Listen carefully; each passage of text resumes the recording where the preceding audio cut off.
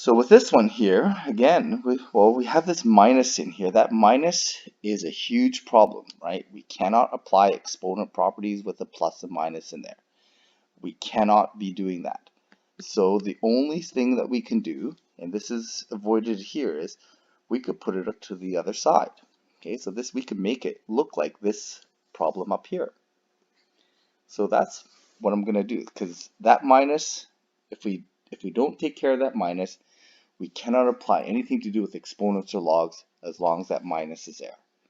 Okay, so that's what I'm going to do first. I'm going to write this in this form. Now, once I've got it in this form, I have to decide, do I want to solve this as a base A log problem, base B log problem, or base 10? And really it doesn't matter. They are all perfectly good solutions. Okay. In fact, I'm just going to use, and I can log both sides with base A, base B, or base 10. I'm going to do it slightly differently, and I'm going to apply the definition of log.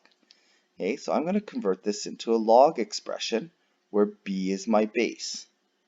Okay, if B is my base, it equals the exponent on B, which is 3x minus 2, and my argument must be the answer to this exponential expression, which is ax.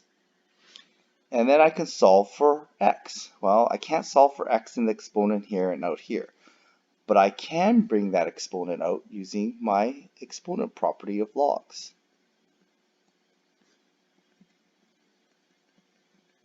Once it's outside, I can treat this as a times divide piece. I can group and just use my regular algebra. So I'm going to factor the x out. I'm going to get log b of a. When I bring that over, it becomes negative 3. X, when I factor the x out, it's going to be out here and equals negative 2. And then solving for x, I get log base b of a minus 3. Okay, so this is a solution where I use base b. Now, again, like I said before, we could have used any base. Let's use base 10. So from here, and we'll do this one differently as well. So here, I use definition of log. So maybe I'm going to write that down. From here to here was the definition of log.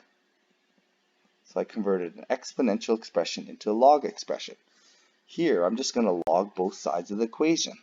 I get log a to the x equals log b 3x minus 2. Bring the exponent out so I can algebraically solve for x. So I get 3x minus 2 bracket log b.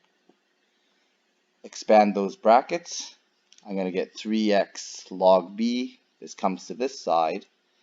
So x log a minus 3x log b equals negative 2 log b, because I have to remember to multiply out those brackets.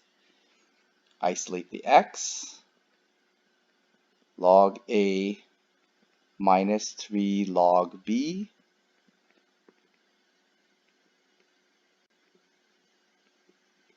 okay, and then if I want to convert this as solve for x, divide negative 2 log b over log a minus 3 log b.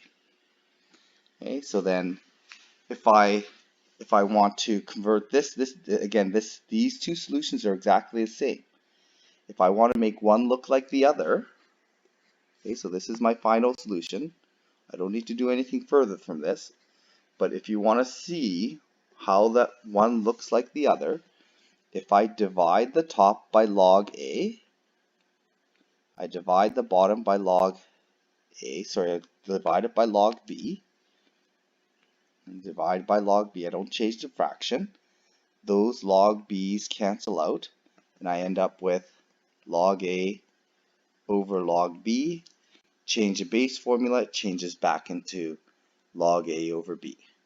Log a base b, because that log of the argument divided by log of the base. I just changed that base b to log base b. Okay? So again, you don't need to do this, but that was just showing for the purposes of showing how those two solutions are actually the same. Okay, those solutions are in fact exactly the same. Okay, they look different, okay, but they are not different. They are exactly the same solution. One is solved with base b, the other one is solved with base 10.